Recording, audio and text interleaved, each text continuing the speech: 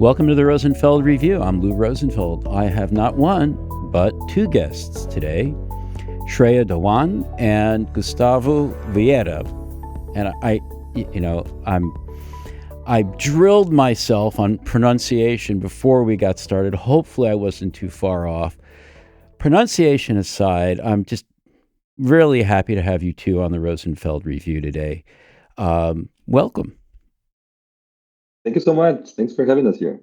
Pleasure. Yeah, thank you, Lou. It's a pleasure. It's been my pleasure to work with the two of you over the past couple months on putting together the second Advancing Service Design conference program. You are two of our curators, along with Ben Reason and Patrick Quattlebaum. So if you don't know Gustavo and Shreya, you should, and maybe you will soon enough, whether you like it or not, because they are, the kind of people who are really building service design as a profession. And Gustavo is working with Ben at Live Work, but you're based in Sao Paulo. I know Live Work is out of London. And Shreya out of Atlanta, Georgia, working with Patrick at Harmonic Design. And it's been just a wonderful collaboration. I wanted to talk with the two of you today really about a couple things. One is the conference itself programmatically. It's been interesting to see how it's evolved, how we've selected and have started working with speakers, and most interestingly, how those sets of talks that each of you are working on respectively have gelled. Before we do that, though, what I'd really like to get into is your stories. You are service designers, very much so. And, I didn't hear about service design as a thing until, 12, 15 years ago, whatever it might be. And I don't know anyone who, went to college to become a service designer or, well, I think I'm going to, Shreya is giving me a little I did signal.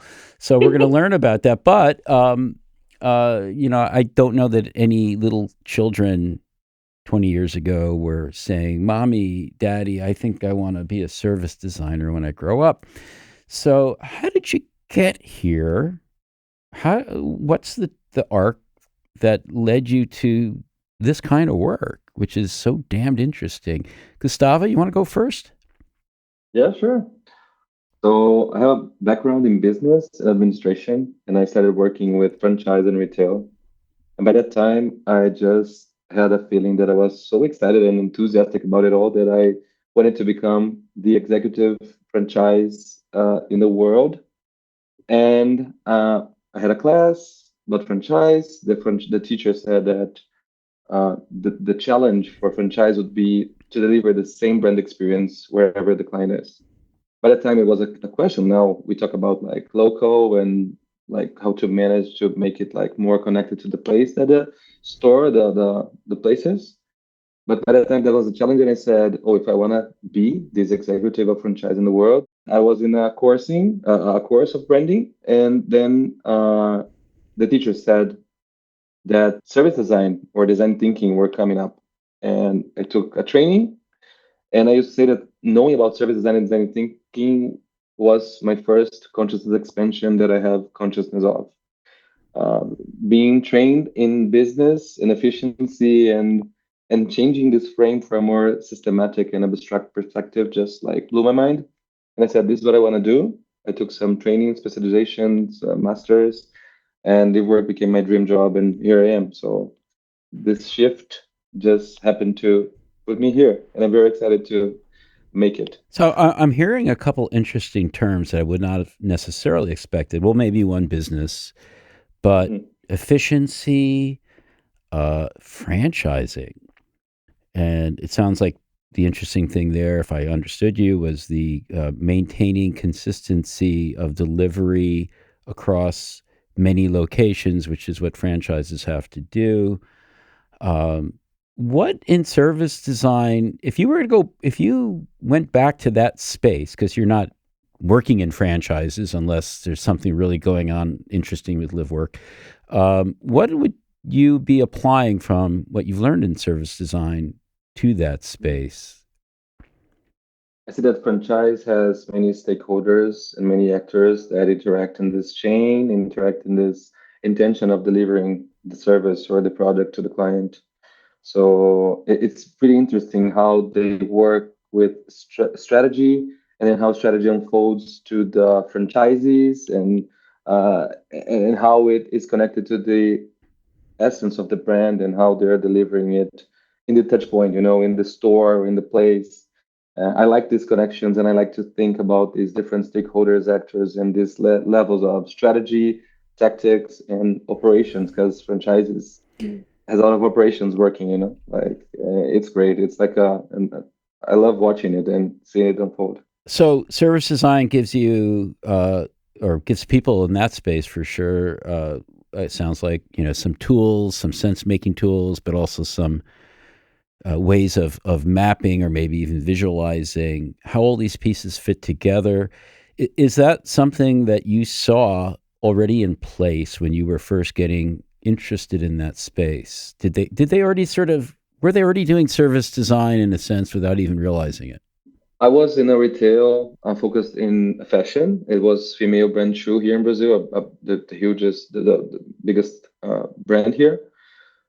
They're very focused in product and seasons and changing seasons, and the rollout of the stores and stuff. So I could connect some uh, of what I've learned and do today.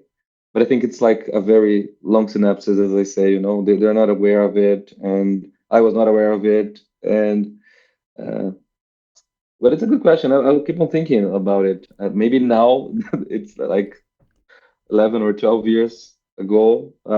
They have this shift, or Well, could lots of benefit from it. things change in that time. In fact, 12 years since the first edition of Ben's book with Andy Poling and Lauren's lovely service design from insight to implementation just came out in a second edition, 2 days ago. So yeah, we've seen a lot of change, and enough that we needed another take at our book on service design.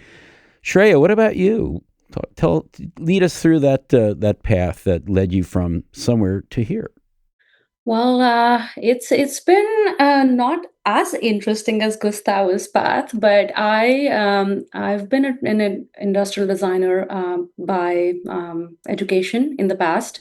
So I went to school in India and I studied industrial design. And while I was actually at my first job, which was with a startup, a medical startup, and I was working through designing some products there for hospitals and hospital environments. And the irony of it is that this is probably like a decade ago. I was designing hand sanitizers and things that are going to make hospital environments really clean and make sure that germs are not traveling. And post COVID, I mean, of course, hand sanitizers became the most important thing. um, Something that I was noticed when I was doing, the research and trying to figure out what the design could look like. And, as industrial designers, we were more focused on the form and the function and the ergonomics and things like that of the product, but we still had to go out and do research. So I found myself at many times going in those environments at different hospitals, trying to really study the everyday life of people who are going to be using these products and how it could become a part of their system or their ecosystem, so that it's the product is easy for them to access and it's not another thing, a burden that we're adding to their everyday work. So when I saw that, I thought that was really interesting, that the way I was looking at it, I was observing those things, but I was just looking at them just for the form of my product. But it made me think, like, that the product that I was designing was such a small part of that bigger system that is around me. So when I saw the everyday work that happens in the hospitals and people running around and the entire system coming together, it felt very minute. And I thought that, I'm doing this little thing, which is in such a big system. Who's taking care of that bigger system and who's looking at the whole thing? That's what got me interested, and I didn't know what that was. So my university or school back then did have a UX course that was really new, but I knew that I didn't want to do UX. But I still didn't Wait a have a minute. You can't yeah. just let that go by. Why not? I think I still felt like it would still be limited. It would still not let me look at the bigger system. But again, at that point of time, I didn't have a name for it, and I didn't even know if that is something that I could pursue. Like I didn't know if people are actually doing that. And then I started doing my research, and like while looking up online and trying to find people who might be doing this, I came across a university that was actually offering a course in service design, and that's how I ended up talking to somebody who was pursuing that course, really got convinced that this is something that I'm interested in, and then I landed at SCAD. So I did go to school to study service design, and honestly, I wouldn't have it any other way because I had the best experience learning both the theory and the practical side of the service design, as a practice, as a mindset. And SCAD, if you folks don't know, Savannah College of Art and Design in Georgia in the U.S. Well, okay, very different paths. Shreya, I hear you talking about hand sanitizers, and I immediately start thinking of environments where there are a lot of products, but the customer ultimately, or I should say the user, is not paying for them.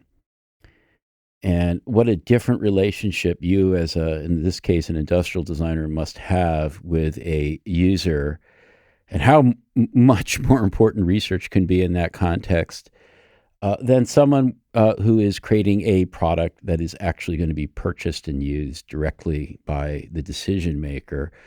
And I guess that's microcosm in the sense why service design has been so important in settings like healthcare and franchising too. I mean, Gustavo, that's really interesting to me. I never thought of that context, but again, it's like these distributed environments where purchasing decisions, usage, and many other really decisions that have to get I don't know, maybe decisions is not the right word, but there's just many players. Go ahead. Yeah, in the franchise sector and way of getting the business had a huge challenge when digital and e-commerce and structures that were based in recognition and selling and commission. Now the client doesn't need to go to the store to buy something. You can buy in the app. So the digital transformation and the use of apps and just changed how it's framed and how everything relates to the selling points, to the store, to the client's needs. And service design would be a very beneficial perspective to go more abstract, understand the system, and build this new relationships that are demanding in the context. So, yeah, I love the relation and these micro and microcosms and that you shared. So amazing. Well, let's play this forward in time a bit. Are you either of you seeing interesting new contexts or industries or settings where service design is taking root, maybe more recently, or that are just surprising to you? But in hindsight, maybe they make good sense.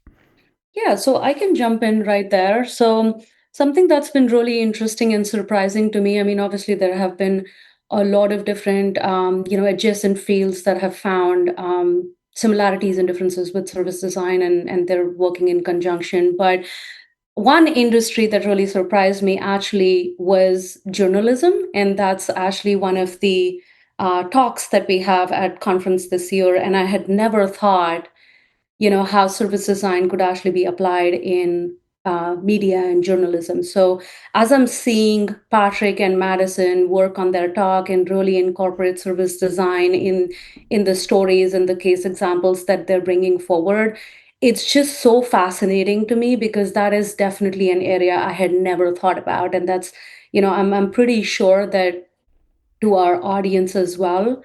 It's going to be really interesting to see, and I'm already, hearing from other speakers as well how innovative and how unique this perspective has been as it's been brought to the table. So I think you're talking about Patrick Bowler and Madison Karas Yes. from Gazetta.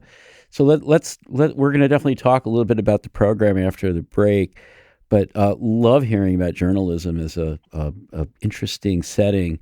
Gustavo, anything for you, or maybe given that live work is international, maybe you're seeing interesting contrasts in how the practice is carried out in Brazil versus the UK versus other places. I have some topics to bring here. The first one is that I feel that service design is kind of expanding for a more systematic perspective, mostly here in Brazil. We came from design thinking to customer excellence or customer experience, and then from my perspective, it's too much of a journey, not as a system. And I feel that now we're coming into the system perspective that is so amazing in service design. B2B, like we have some cases as well that came to business and how this business to business is using service design as an approach for a strategic perspective and how it's been an amazing approach for what it can bring.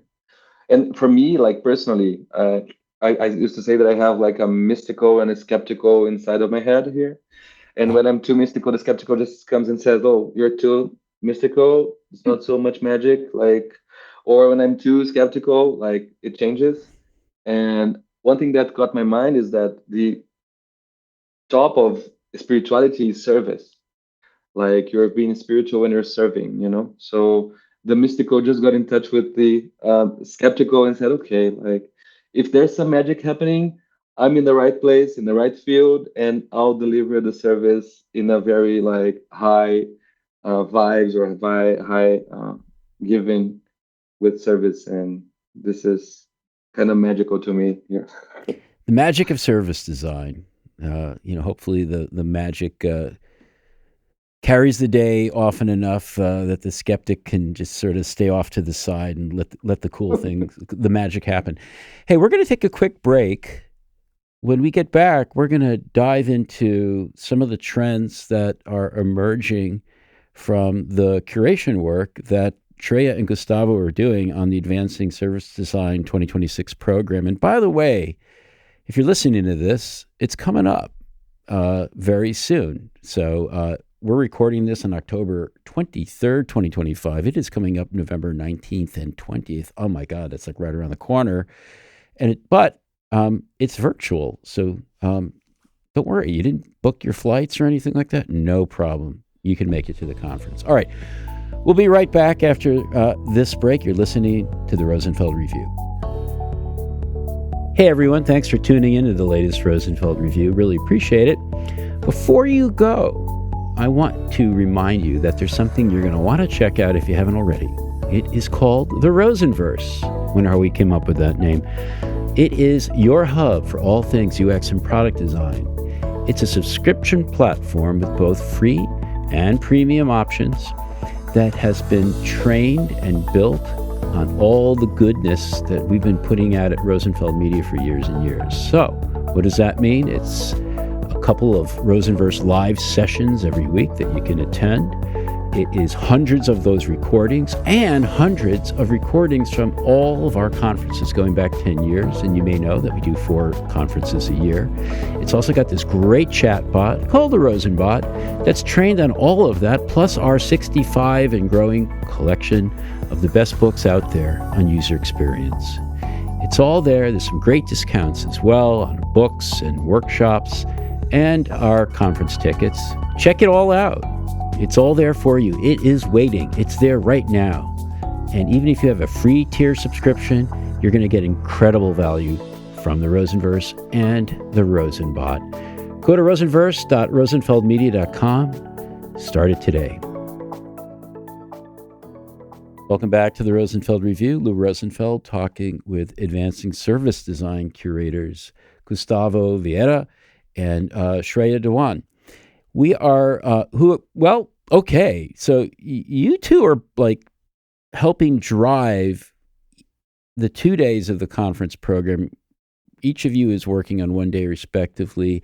Day 1, the theme is about service performance, and day 2 is about organizational performance.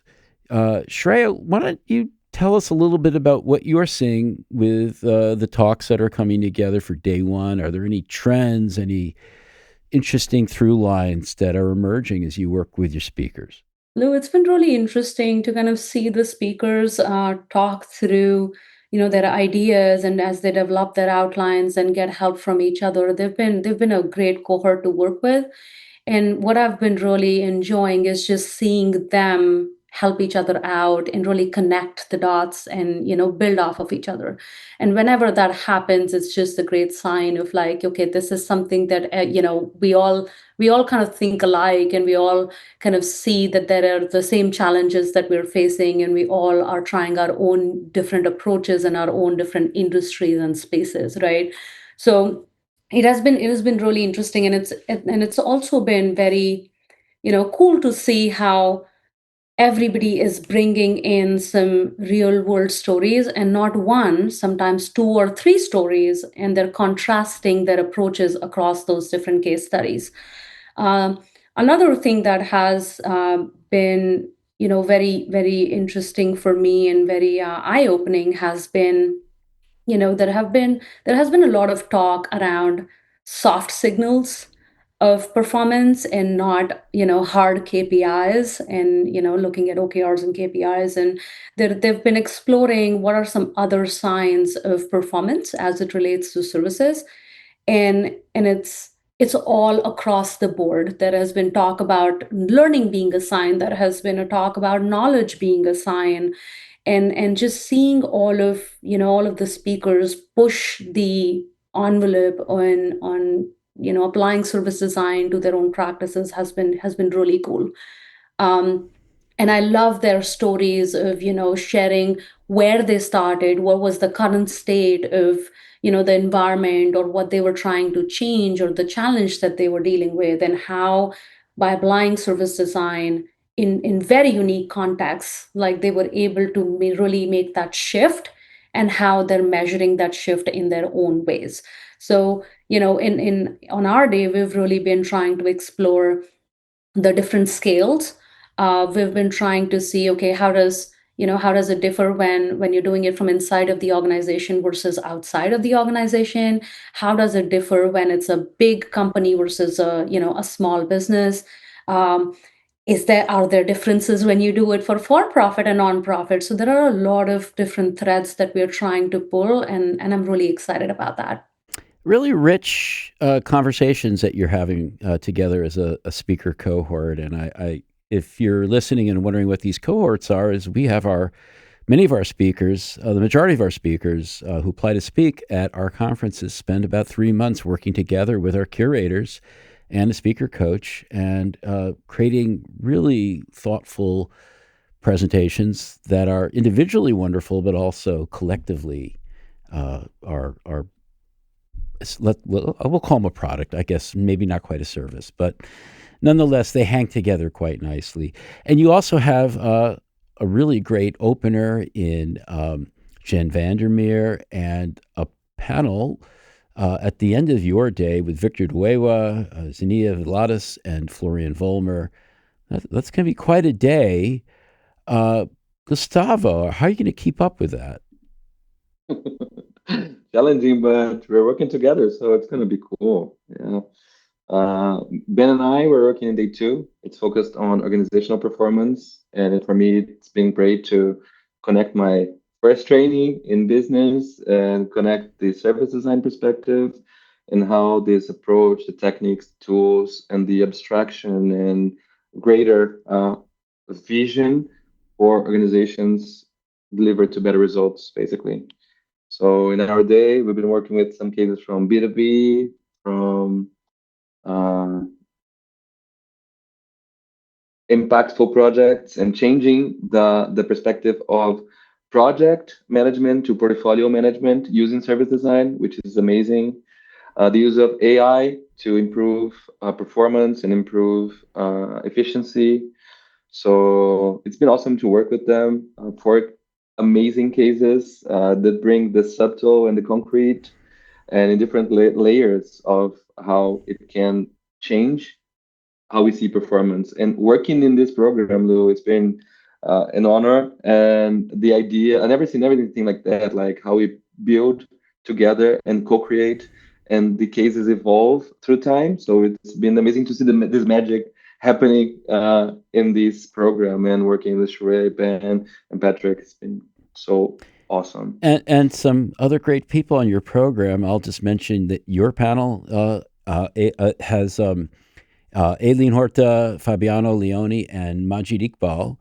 And then you've got a closer for your day, this guy named Jeff Gotthelf. I hear he's a real up-and-comer.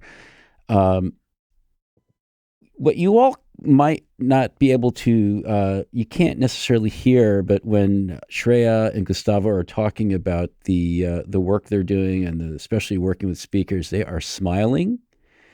I don't think you can hear the smiles, but I can see them right now because they really are enjoying. I think you guys are just like enjoying helping this group of people learn, and I love seeing these smiles because it means that. Maybe we really are advancing service design in some way.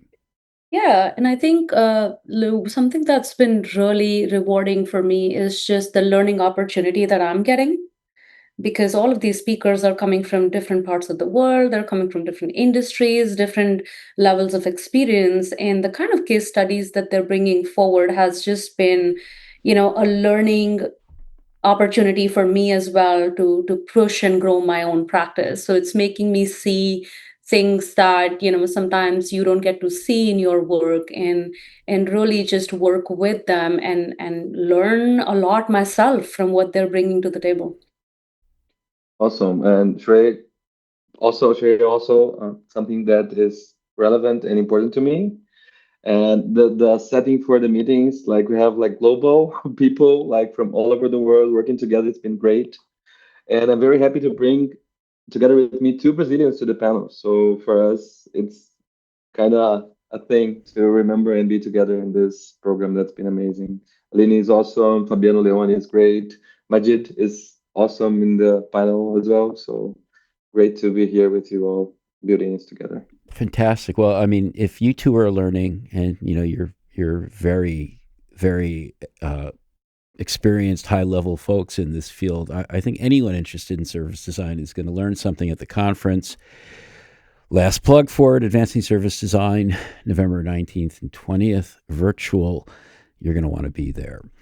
Before we wrap up, you guys, you're supposed to bring gifts, right? Well, Yes. Gustavo, what did you bring for our listeners?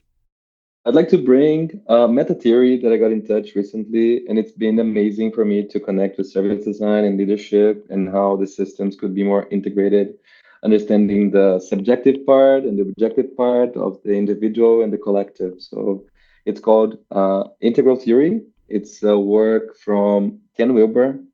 He has many books around it and talks about different frameworks from psychology to culture to spirituality and the application of it in these different contexts. So it's been, I think, the second or third consciousness expansion that I can recall after service design. So this is my gift for you, and I hope you enjoy it and use it because it's Fantastic. been great to apply it. Thank you. We'll make sure there's a link to Ken Wilber's work in the show notes. And Shreya? Well, my gift is a little bit contrasting to what Gustavo brought on. So I'm still in my, a little bit in my head with the whole travel that I did recently. So I was in Barcelona and I had the opportunity to visit the Picasso Museum there. And I love visiting museums in every place, but I think that one really, made me wonder a lot of things about the craft of service design and how I practice service design, and kind of just like reflecting on that. And something that, my husband and I were discussing when we were going through the museum and appreciating all of his artwork is that, we saw this we made this interesting observation that when Picasso was younger, and he was almost like a teenager and just starting out and being an artist and exploring his creative side, you could see his artwork being more finished and more perfect, and trying to mimic things and really get the strokes and the shades and the tones right, and everything looked really perfect. And as you kind of walk around the museum and you kind of see his paintings and his artwork from later on in time when he got older, it becomes more and more abstract, and it's just like it's kind of this curve which goes from like really finished to like really abstract. And that made me really think about, like, how we as practitioners practice service design, right? Like when we start out with this art and this designing, we want everything to be perfect. We want to do the thing the right way. Like when I graduated college, I wanted to do service design the way I was taught, and it was done. But as you go, you become more experienced, and you kind of work with different contexts, environments, and your practice kind of grows and morphs into something else. I think your comfortableness with ambiguity, and being able to work with uncertainty and work with abstract concepts and not knowing everything, I think you become more and more comfortable with that. So I think that contrast, I could really take back to my own practice and see how I'm becoming more and more comfortable with just not knowing everything, in service design. And I think that was just a great way to kind of see how others are also doing it the same way. Love it. Love both those gifts. And I will bet dollars to donuts that this is the first time in history that Ken Wilber and Pablo Picasso have been mentioned in the same podcast. And with that, we're going to wrap it up. Thank you so much, Gustavo and Shreya, for joining us today on the Rosenfeld Review podcast. It was a pleasure. Thank Thanks for you. inviting. And thanks for working together, Shreya. It's amazing. Yeah, thank you. It's been a pleasure working with the both of you. Likewise. Guess what's coming up? The 9th Design Ops Summit, taking place virtually September 10th and 11th. If you are not just a design ops pro, but a research operations person, if you're interested in content operations, product operations, this 2-day conference has so much for you. It's centered on 8 meaty case studies about what people are doing in design operations, really cutting edge stuff, best practices.